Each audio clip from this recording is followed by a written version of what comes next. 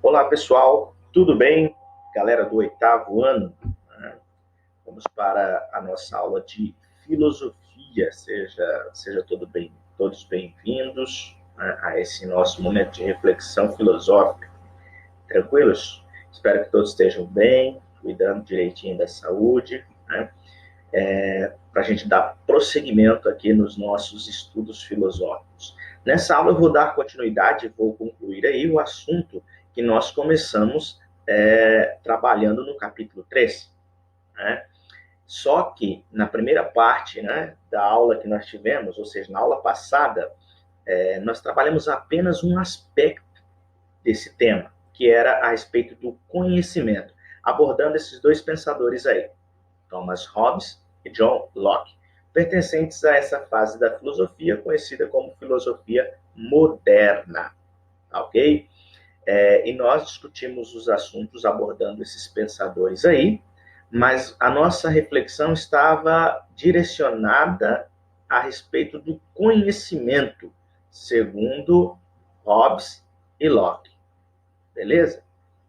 Vamos lá, então. Nós vimos na aula anterior, deixa eu colocar aqui a imagem, cá, para não atrapalhar. Beleza. Nós vimos, então, na aula anterior, que no período moderno vai acontecer uma espécie de conflito, uma disputa entre duas formas de conhecimento.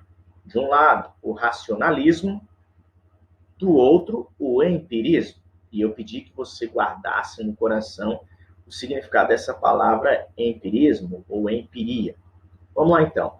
Por um lado, o racionalismo, isso aqui a gente já viu na aula passada, tá? Estou recordando para a gente dar continuidade a respeito dos dois pensadores aí, Hobbes e Locke.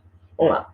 Nós vimos assim, que para o racionalismo, a origem do conhecimento está na razão, ou seja, algumas ideias já nascem com o indivíduo, independente da experiência sensível que ele tem do mundo, né? Que são chamadas de ideias inatas, né? E o principal pensador aí que nós já estudamos nos capítulos anteriores, os principais, melhor dizendo, os principais aí, foram Descartes, Leibniz e Spinoza. Por outro lado, a outra corrente de pensamento, que a gente já também citou na aula anterior, né, que é o empirismo, parte do princípio de que a origem ou fonte de todo conhecimento está na nossa experiência sensível, né, fundamentada especialmente pelos órgãos do sentido. Ou seja, para o empirismo significa experiência. Então, todo o conhecimento que a gente tem, né, foi adquirido a partir da experiência sensível do mundo. Tá? Experiência sensível porque refere-se aos sentidos. Tá? Então, todo o conhecimento que a gente adquire ao longo da vida nada mais é do que a experiência realizada ao longo da nossa vida. E nós vimos assim, Hobbes parte do princípio, não por ser empirista, todo conhecimento vem da experiência. A gente desenvolve o conhecimento especialmente com o intuito de, além de aprimorar e facilitar a nossa vida, o conhecimento, segundo Hobbes, deve proporcionar ao ser humano um certo controle, um certo domínio sobre as forças da natureza, ou seja, algumas coisas que na natureza poderiam acontecer de uma maneira, o ser humano desenvolve conhecimento para poder controlar e administrar essa natureza. Por exemplo, hoje, estou aqui usando uma tecnologia, o ambiente tem uma luz aqui acesa, então, mas para chegar à energia elétrica aqui, existem diversas fontes de energia, nesse caso, vamos citar um exemplo da hidrelétrica, no caso, o ser humano controla a natureza? Alguns aspectos, sim. Então, para construir uma barragem, para gerar energia, etc., eu tenho que contrariar aquilo que é próprio da natureza, tenho que represar um rio e assim por diante. Então, segundo Hobbes, desenvolvemos o conhecimento com o objetivo de estabelecer um certo controle, um certo domínio diante da natureza, diante dos fenômenos da natureza, e usar esse conhecimento em nosso benefício. Ok? Por outro lado, John Locke, né, e nós, acho que o último assunto que nós tratamos a respeito do conhecimento fala de John Locke, que, assim como Hobbes é também empirista, tá? E parte do princípio de que todo conhecimento vem da experiência, e quando a gente nasce, ou seja, um recém-nascido, é como se a mente dele fosse uma folha em branco, ou seja, não tem experiência nenhuma, portanto não tem nenhum tipo de conhecimento, tá? E à medida que ele vai vivendo, né, ele vai experienciando as coisas do mundo, vivendo as coisas no dia a dia, ele vai registrando nessa folha em branco aquilo que ele vai vivendo, as experiências, ok? No entanto, quando ele nasce, ele tem essa folha, essa mente, né, como se fosse uma folha em branco, e a partir das suas vivências diárias, ele vai registrando nessa folha aí. Portanto, a origem, né, o princípio do conhecimento aí seria a experiência, que segundo ele, pode ser realizada de duas maneiras, com as coisas externas ao ser, que são chamadas sensações, e com as coisas internas ao ser, que são chamadas reflexões. Ou seja, o ser humano experiencia as coisas fora dele, por exemplo, toca um objeto gelado, né? Tem aqui uma garrafinha, a água está gelada, toquei, tive a experiência, algo gelado. É externo ao ser humano, é externo, porque não pertence a ele aquilo ali. Só que essa experiência com algo que é externo a mim pode provocar em mim uma reflexão que é chamada de experiência interna, segundo John Locke. E nesse processo, né, de construção do conhecimento, nós vamos adquirindo, por meio da experiência, ideia das coisas. E a nossa mente tem a capacidade de combinar ideias simples, né, saindo de ideias simples para ideias mais complexas. Essa foi a reflexão que a gente realizou na última aula a respeito do conhecimento, segundo Thomas Hobbes e John Locke. Nessa aula, tá, você continue aí muito atento, tá, para concluir aí o assunto do capítulo 3, que a gente está estudando. Eu vou abordar o assunto política, partindo das ideias de Hobbes e Locke, conforme aparece no livro de vocês também, a partir da página 51. Tudo bem? Vamos então avançar aqui nos nossos estudos. Primeiro passo, né? Qual a característica, né? Ou nós vamos ter noção das características e das teorias políticas dentro do pensamento de Hobbes e Locke. Eu coloquei aí na sua tela, se você observa, né? Hobbes e a necessidade do Estado, do outro lado aí da tabelinha, Locke e o poder legislativo.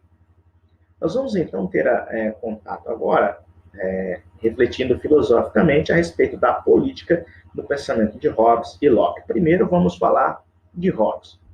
Hobbes e a necessidade do Estado. O que é o Estado? Vamos, para deixar bem simples para a gente entender. Primeira coisa, Estado, no conceito político e filosófico aqui, não é uma divisão territorial que a gente tem aí. Como você estuda, sei lá, o mapa do Brasil aí, tem as divisões dos estados, né, o território de cada estado. Não.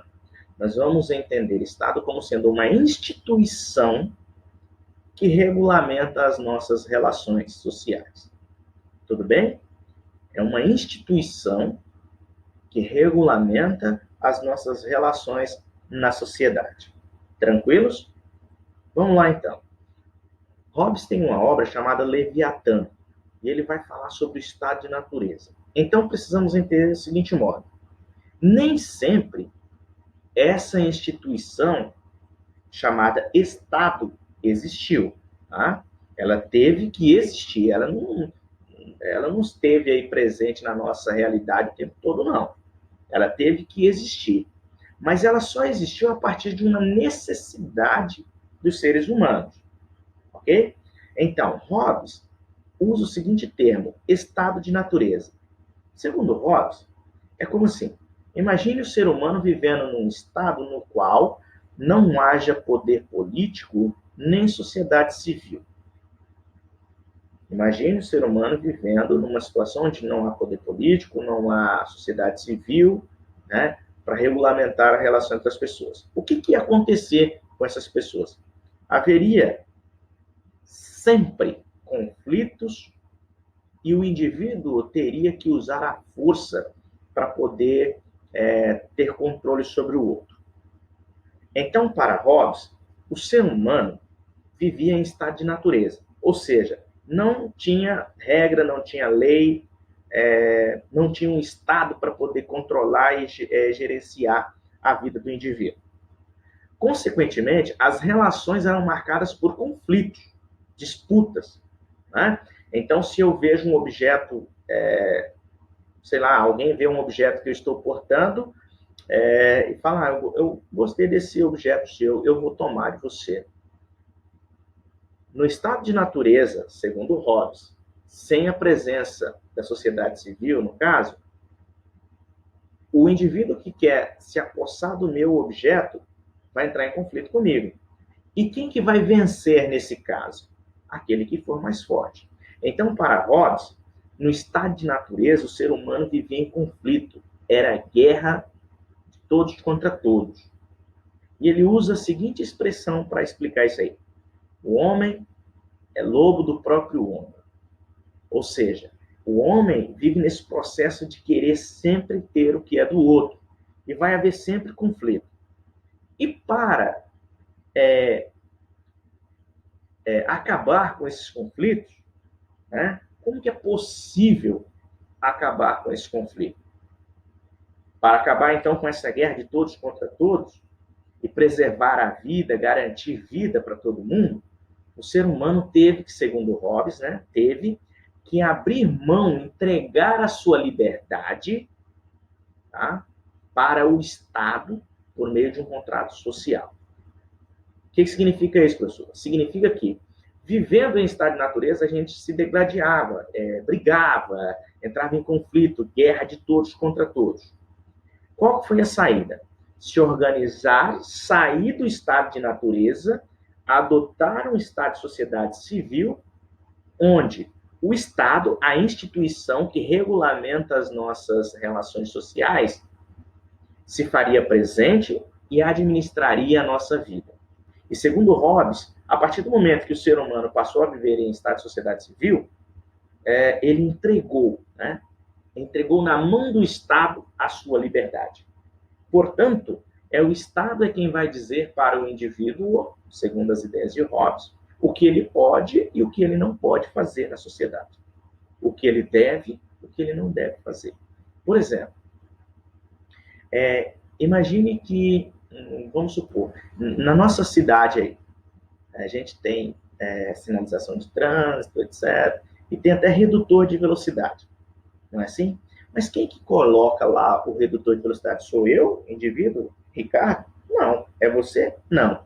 É uma instituição chamada Estado. É claro que essa instituição chamada Estado, ela é representada pelo próprio político que é eleito na sociedade.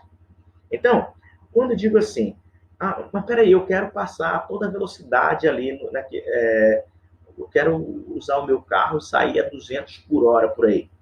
O Estado olha para mim e fala, não, você não pode. Então eu tenho que obedecer, porque eu entreguei, segundo Hobbes, tá? Eu entreguei na mão do Estado a minha liberdade. E o Estado vai dizer o que eu posso e o que eu não posso fazer. Um exemplo claro disso é que o Estado exerce um poder soberano. Tá? O Estado exerce um poder soberano em relação ao indivíduo. Ou seja, as minhas vontades individuais, elas nunca serão superiores aos interesses do Estado, que seria aquele interesse para atender a coletividade, para atender a população. Tá? Portanto, o indivíduo, eu quero andar a 200 por hora na avenida aqui da cidade. O Estado olha, não pode. Por quê? Porque temos que preservar a vida, garantir segurança para todo mundo no trânsito. Né? Então, o que o Estado estabelece para que a gente possa viver bem? Leis, regras. Então, segundo Hobbes, a partir do momento que a gente está no estado de sociedade civil, né, o Estado se apresenta diante de nós e apresenta também as leis. E nós, indivíduos, devemos obedecer aquelas leis. Então, portanto, diante das leis estabelecidas, todos nós devemos obedecer e cumprir. É um dever enquanto cidadão. Então, a partir do momento que a gente sai do estado de natureza, segundo Hobbes, que era de guerra, conflito de todos contra todos, cria-se o estado de sociedade civil. Mas espera aí, como que vai viver agrupado esse povo, esse ser, esses homens, que são violentos um com os outros, querem destruir um ao outro, etc. Como que vão conviver? Então, cria-se essa instituição chamada Estado por meio de um contrato social, né? Que é chamado por Hobbes de contrato social. O Estado estabelece leis, regras que vão garantir a preservação da vida e o mínimo de harmonia possível na relação entre os indivíduos que compõem a sociedade civil.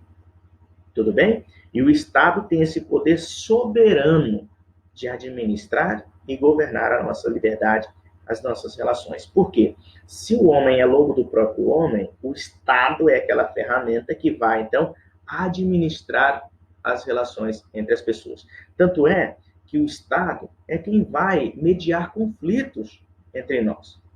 Né? Se nós temos um problema com alguém ou com alguma coisa, a gente recorre ao Estado. O Estado usa a lei para poder gerenciar as relações entre as pessoas. Isso em todos os aspectos. Tá? Então, se o Estado estabelece a lei, o cidadão, o sujeito, segundo Hobbes, deve cumprir essa lei. Por outro lado, Locke também partilha basicamente da mesma linha de pensamento de Hobbes. Só que ele traz uma reflexão um pouco mais aprofundada. Para Locke, né, de acordo com o pensamento de Locke, para acabar com os conflitos do Estado primitivo, os homens estabeleceram esse contrato, né, e nesse contrato existem leis que são comuns para todo mundo. Tá?